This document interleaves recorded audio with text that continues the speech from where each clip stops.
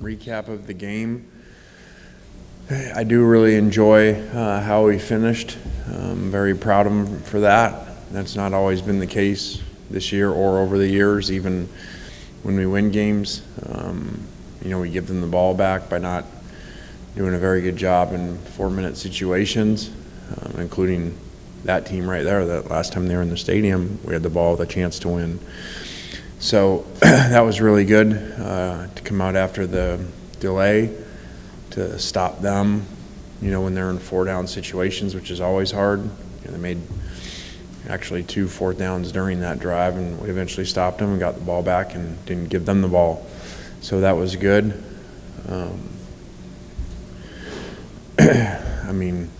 Obviously there was run issues.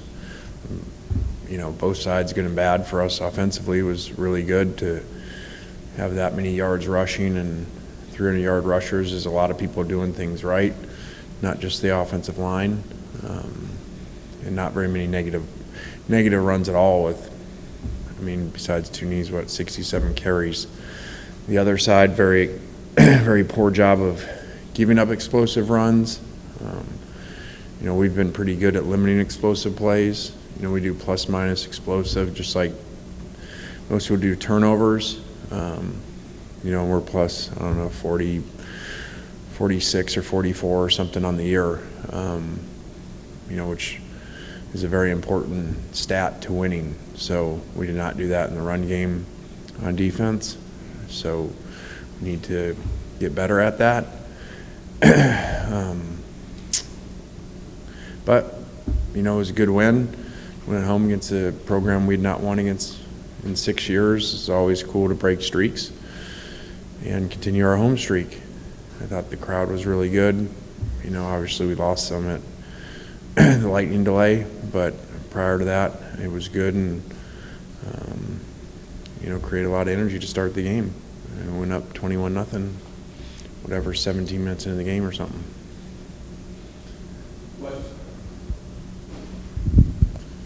Lane, with how explosive and dominant the running game was on Saturday between the running backs and also Jackson, obviously, you can't expect to get 400 yards and that amount of touchdowns all the time with those guys, but how sustainable do you think, an above-average level of production could be with that group? Well, obviously you got to be realistic in any level, but especially the SEC, that's not going to happen. And, whatever they said, that's, I think, the most yards in 10 years or something in SEC versus SEC games. So we've had 2 really explosive run games, in Georgia Tech and in that game. But, we've got to be consistent, run the ball really well. Those numbers aren't going to be like that every week. And, people coach. And so they gear up to stop certain plays once you run them. So it's not like we were just running normal inside zone and making all those yards. There were a lot of schematical perimeter runs and crack blocking and things in there that, people will coach up. You don't get to, just keep running the same plays and they work very long, in my opinion. When you guys reviewed the film, were you able to pinpoint anything specific that was going wrong with the run defense, or was it kind of just a lot of different things? I think we started really well. I want to say 4 series in a row to start the game, and and then we jumped out of some gaps and we missed some tackles, and that's usually what goes on in the run game for explosive runs. And we have a lot of people up there, and so when it breaks, they break bad. In what we were doing, because we were up there a lot because of the run and because of the quarterback we were playing. And so the problem with that is when it breaks, there's not a lot of people back there. LSU's got another quarterback that likes to run. You guys have struggled a little bit against those dual threat guys. What are the challenges you've seen so far about Jayden Daniels? I thought he played great the other night, running and throwing, and have seen him before. When he was transferring and stuff, just seeing him over time, and very explosive player. And then they seem to have got the receivers going and really were great on 3rd down and great in general, whenever they were throwing the ball. You guys have started redshirt freshman tackles the last few weeks. How would you kind of evaluate where those guys are at now? I think they've done really well. I think last week was a big test, for them. I guess that'd be their third start together, and to play against some really good players. So they did really well and protected the quarterback well and really did good in the run game. Through 3 SEC games, his first SEC games, how would you kind of evaluate Jackson at this point? Yeah, I think Jackson's done a really good job.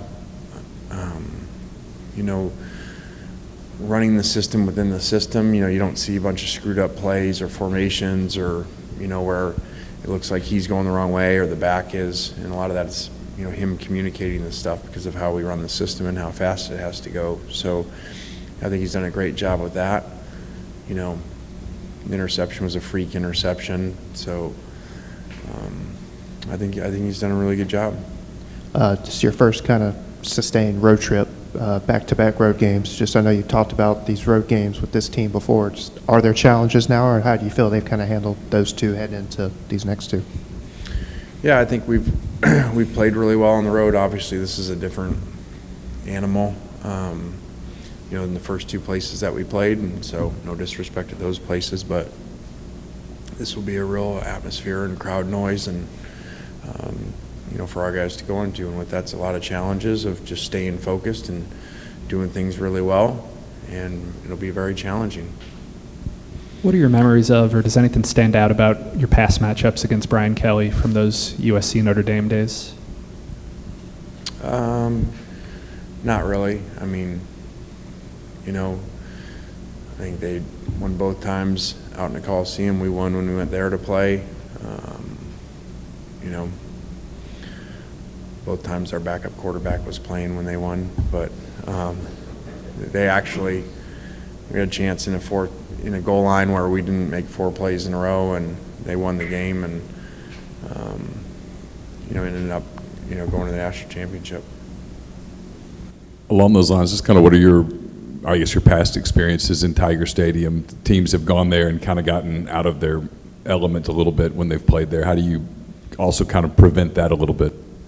I mean, we just got to stay focused and play each play and do your job. And, like you said, a lot of teams have performed not very well there. They've got a great winning record over the years there. Their crowd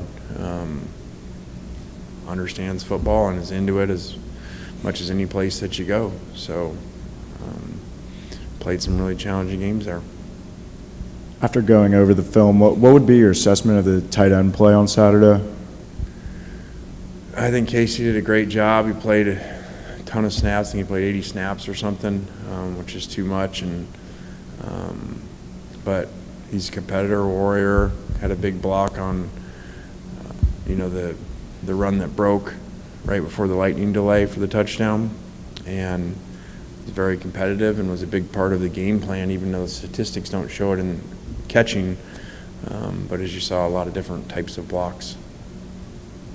Lane, we talk about how successful the running game has been with those two guys this year, and you talked about Jackson's progression through the last couple of weeks, and he's still relatively new. I mean, into his first year here, just getting that gig a few weeks ago. In the event that, the running game was really shut down, like based on whoever you play, if a defense really schemed up to shut down the running game, how confident would you be in kind of letting Jackson cook back there and slinging it?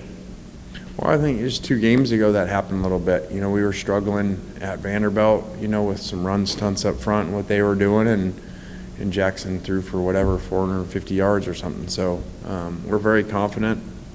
Every game's independent. Every game plan is different every week, and I think we're a little unique that way, and you kind of never know what you're going to see when you play us. We don't just run a system. I'm not saying which way is bad or good. I'm just saying we change a lot, obviously year to year, but even week to week. So we just always try to give our players the best chance to win. And you sent out that tweet a couple nights ago of you in the Tennessee office, and it got a lot of buzz on Twitter. What was kind of the reasoning behind that? I don't know, I guess in here the other day I say I overthink things. Sometimes I underthink things. There was not a lot.